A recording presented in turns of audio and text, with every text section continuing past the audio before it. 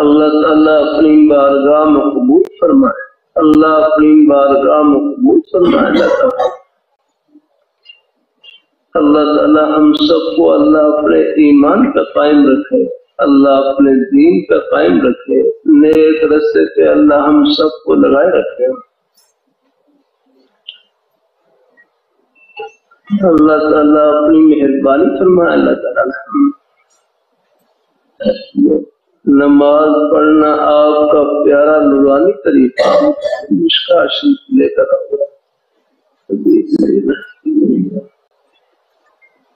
اللہ تعالیٰ اپنی بارگاہ میں قبول فرمائے، اللہ تعالیٰ اپنی بارگاہ میں قبول فرمائے۔ اللہ تعالیٰ اپنی حدیث کی کتاب منگواتا ہوں، اس سے دیکھ کر پھر حدیث سناتا ہوں۔ جزاک اللہ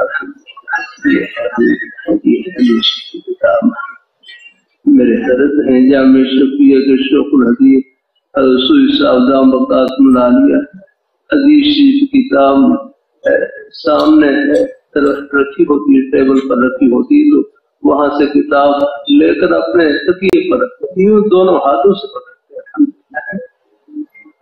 قرآن پاک لیں، قرآن پاک پکڑیں، کوشش کریں دونوں ہاتھ سے اور اپنے سینے سے لا کر یہ الحمدللہ یہ دینی کتاب ہے نا، یہ سینے سے لا کر۔ ہمارے چپڑجی والے بزرگ استاد تھے، میں جب پڑھتا تھا تو اس وقت ان کی عمر 75 اور 80 سال کے درمیان تھی۔